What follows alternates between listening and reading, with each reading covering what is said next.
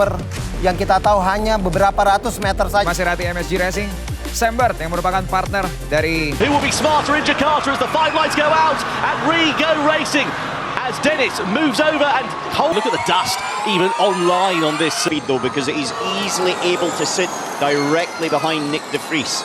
And so I think Barnard's got the speed to be able to be going quicker, but at the moment it's Jake Dennis that is actually dictating the pace. Yeah, Jake Dennis has only led 6 laps all season before today, and he's going to be hoping to add to that tally. He's already led one here in Jakarta. Look at Dan Ticktum there in the Cupra Kiro, all over the back of Taylor Barnard like a bad rash in the opening stages of this one. Just one person sitting back there is the winner last time out, Nick Cassidy. He's actually just sitting cautiously about 2 car lengths back, and I would say spectating the battle up ahead, seeing what Ticktum does, seeing what Barnard does at the moment. Cassidy really good in races like this, where you've just got to use your head and be patient, play the long game. So in terms of Formula E, we've got 2 attack mode deployments for the drivers, 8 minutes in total. They must use 2 deployments in the race. It's 4 minutes and 2 minutes, 2 minutes and 4 minutes, or 6 minutes and 2 minutes. And essentially, the way it is going to work in terms of this means that they get an extra 50 kilowatts of power, and they also get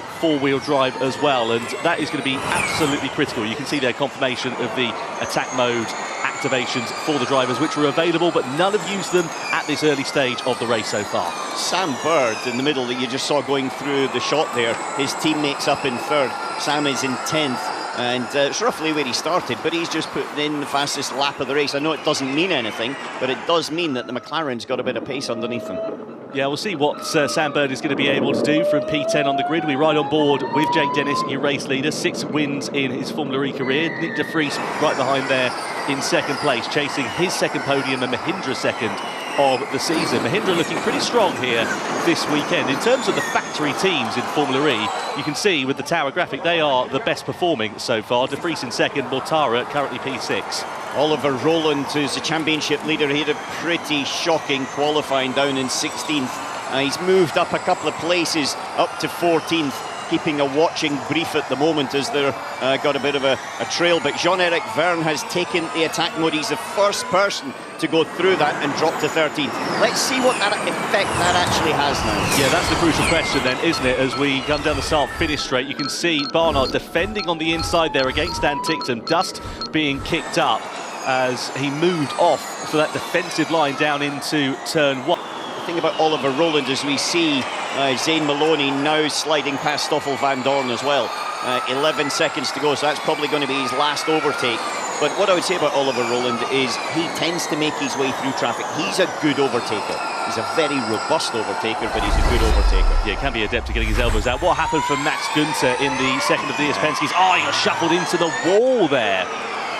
We saw one of them coming up into the wall, wasn't sure 100% whether they touched, but he slid wide, trying to get a good exit, and actually that's allowed someone down the inside. Yeah, it was the Nissan, wasn't it? Well, I'm just trying to work out if that was Roland or Netto. It must have been Roland, because, yeah, he's quite far up the order, and, well, there was no contact between them, but Günther there onto the dust on the outside and no grip.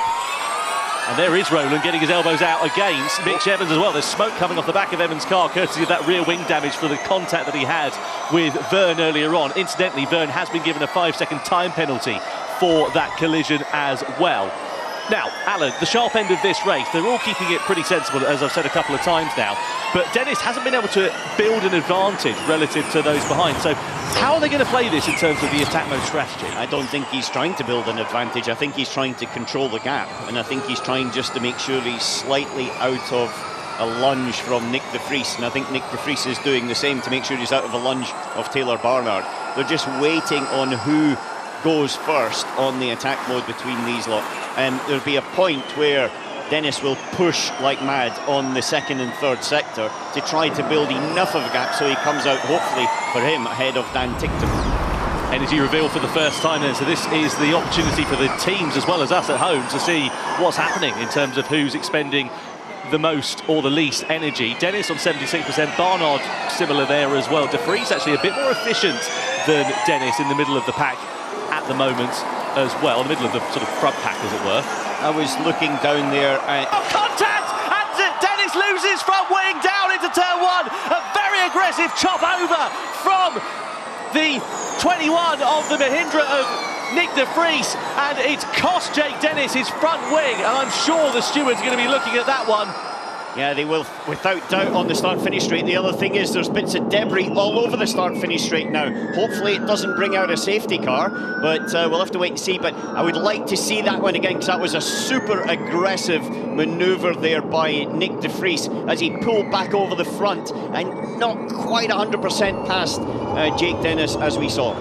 Yeah, not the first time that we've seen contact. Mortara sitting there in third position then as well. So let's wait and see a replay of what happened, but it was, as you said, a very aggressive move over there from Nick de Vries, and I dare say the stewards are going to be looking at that one before too long. Cassidy goes in for his first attack mode deployment. Where's he going to emerge? He's deep!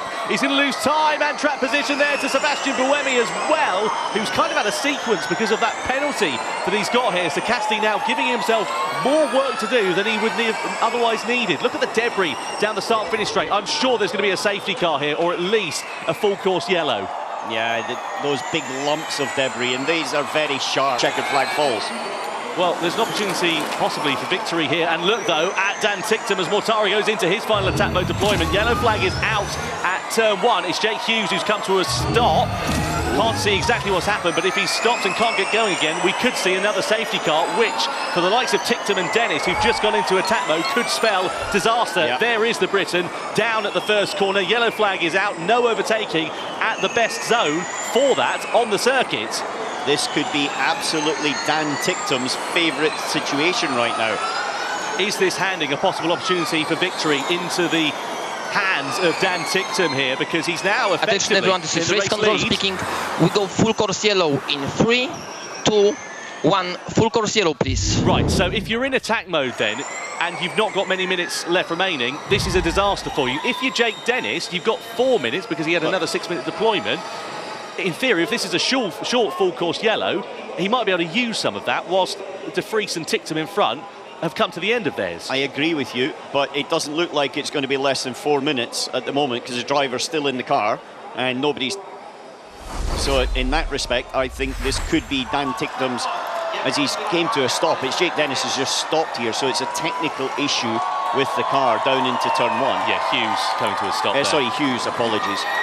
Yeah, down in the first corner. So we understand from Team Radio he's got no power to get to the escape road. That car doesn't sound like it's going to be going anywhere anytime soon. So it becomes a bit of a moot point. And then you look at Da Costa in 6th place. He's got one attack mode deployment remaining in this one, but will he have time to use it? Full course yellow ending. Right, in it is a 5, short full course yellow. 4, Okay.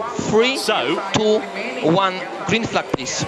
Right, so that's not worked out at all for de Vries and Ticktum. It has worked out beautifully, though, for Jake Dennis and for also Eden Mortara, because they've got 3 minutes and 2 minutes remaining of extra power and of four-wheel drive. Jake I don't know what's happening here, but they're super Mortara's deep. slow. Yeah, Mortara's deep, and that's allowed Buemi to challenge on the inside. Mortara just able to pick up the pieces with four-wheel drive traction on the exit. Down towards the first corner we go. De Vries still with a 3.5-second lead. Ticktum in 2nd place. Oh, Van Dorn also in some drama down at turn 16. So the second of the Maseratis out of this race. And Dennis looks to be dropping back as well. Unless there's a glitch on the timing screen. No, it's not. So, well, it's happened to Jake Dennis then here in this one. He's dropped right down the order as, and de Vries in some bother here as well. So he's come to a stop.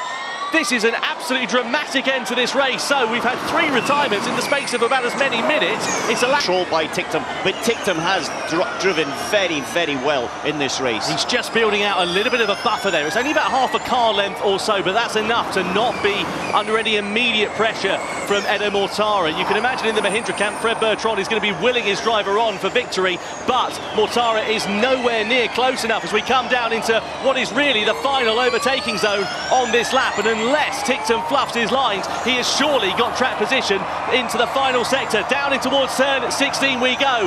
What a race this has proven to be here in Jakarta. One more turn left, and on his 60th start, Dan Ticktum for Cupriciro will finally become a winner in Formula E. The British driver takes the checkered flag. Dan Ticktum wins here in Jakarta, to the delight of Cupriciro, to Alex Wee and to Russell O'Hagan. Eden Mortara takes second. Nico Muller in 3rd position on the podium as well. What a fantastic race here in Formula E, and what delight for Cupriciro and for that team to take their first victory since season 2. absolute delight for Dan Ticktum here in Indonesia. Yes!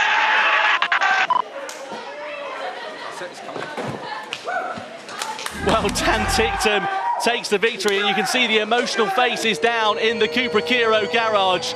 What a race, what a story. Alan, let's go and talk to the race winner.